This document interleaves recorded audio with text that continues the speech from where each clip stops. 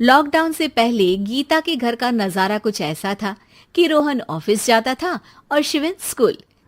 जिनके घर से जाने के बाद गीता काम खत्म करके बाकी समय आराम करती थी।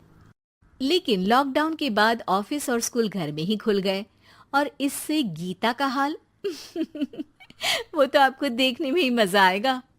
शिविन, ओ शिविन, महाराज उठने के लिए क्या 21 तोपों की सलामी लेंगे?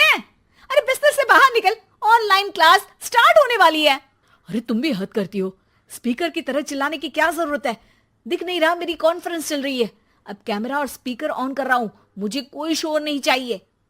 इस पर जैसे ही रोहन लैपटॉप का कैमरा और स्पीकर ऑन करता है तभी कुकर की सीटी बजती है। करा लो अब इसे चुप। लॉकडाउन नहीं हुआ, मेरी मौत का फरमान जारी हो गया। दोनों बाप बेटे ने नाक में दम किया हुआ है। ऐसा बोलकर गीता वहां से शिविन के कमरे में पहुंच जाती है, जहां शिविन अभी भी सो रहा होता है। ओ आलसी, अब अगर 5 मिनट में नहीं उठाना तो आज तेरा गेम और यूट्यूब कैंसिल। माँ की बात सुनकर शिविन बिना 1 मिनट गंवाए उठ खड़ा होता है। उठ गया, अभी नहाकर भी आता हूँ।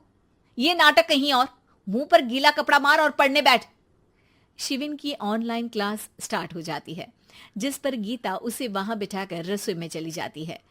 थोड़ी देर में उसे कमरे से कुछ आवाज सुनाई देती है, जिसे सुनकर वो कमरे में वापस आती है।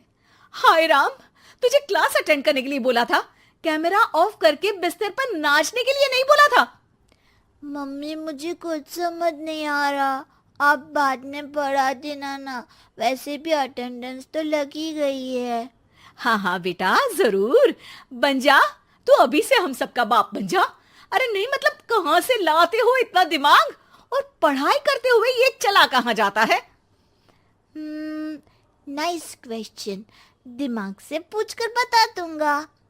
शिविन की बातों से परेशान होकर गीता उसे मारने के लिए जैसे ही आगे बढ़ती है तभी वो कमरे से बाहर भाग जाता है। अब शिविन आगे आगे और गीता हाथ में चप्पल पकड़े उसके पीछे पीछे पूरे घर में दोनों घूम रहे होते हैं। इसी बीच वो रोहन के पास पहुंच जाता है और शिविन को मारने वाली चप्पल रोहन के लैपटॉप पर जाकर गिरती है। ओए माँ! मम्मी, अब पापा को चप्पल मार रही हो? वो आज तक के रिपोर्टर, चुपचाप जाकर क्लास अटेंड कर ले, नहीं तो अगली तेरे पीछे लगेगी। इस पर शिविन वहां से चला जाता है, जिसके बाद रोहन गीता से कहता है, इस सर्कस के लिए कुछ बोलना चाहोगी? अरे क्या करूं, जब से तुम दोनों घर में रहने लगे हो घर अपने आप ही सर्कस बन गया है और मैं तुम्हारी नौकर। कभी बेटी को संभालो तो कभी बाप के नखरे उठाओ। इन्हीं सब उथल पुथल में दिन बीतते रहते हैं, जिसमें हर रोज घर के अंदर कुछ नया सियप्पा खड़ा मिलता है, जो ज्यादातर शिविन और रोहन के ऑनलाइन स्कूल और ऑफिस से रिलेटेड ही होता है। एक सुबह, शिविन चल उठ, आज की क्लास जल्दी है। कैमरा ऑफ करके आप अटेंड कर लो। अरे ऐसे छित्तर पड़ेंगे, दादी नानी सब एक साथ याद आ जाएंगी। गीता की लाख मशक्कतों के बाद क्लास तो खत्म हो जाती है, लेकिन उसके बाद शिविन फोन इस्तेमाल करते हुए इंस्टाग्राम रील बनाने लगता है। रसोड़े में कौन था? तुम थी, मैं थी, कौन था? कौन था? हाँ, मैं गरीब हूँ। अरे ओ गरीब के बेटे, आजा, मैं बनाती हूँ तुझे गरीब। मैं बताती हूँ रसोड़े में कौन था। पढ़ाई करने बोलो तो इनकी माँ मर जाती है और ये पागलपंतियां जितनी मर्जी करा लो। गीता शिविन को डांट रही होती है, तभी रोहन बीच में बोल पड़ता है। अरे बच्चा ही तो है, इतना गुस्सा क्यों कर रही हो? बेटे का साथ देने की इसी एक कोशिश में अब शिविन के साथ साथ रोहन भी गीता के गुस्से की सूली पर चढ़ जाता है। अगर बेटे पर इतना ही प्यार आ रहा है तो इसे क्लास अटेंड क्यों नहीं कराते, इसका होमवर्क क्यों नहीं कराते? उस समय तो बहुत जल्दी मीटिंग आ जाती है, वो काम मैं करूं और यहाँ इस बेफिजुली की चीज में तरफदारी करके बन जाओ महान। हे भगवान, कोई तो इनके ऑफिस और स्कूल खुलवाओ, मैं इन्हें और घर में नहीं सह सकती। अरे कुछ और मांग लेती, क्योंकि तुम्हारी ये विश इस साल तो पूरी होने से रही, कोरोना। हाय नास पिटे ने जिंदगी ही बर्बाद कर दी। खाए कोई पचाए कोई, कल मुझे चुन चुन कर सबको मेरी बद्दुआ लगेगी। उन्होंने दुनिया का और इन बाप बेटे दोनों ने मेरा जीना मुश्किल कर दिया।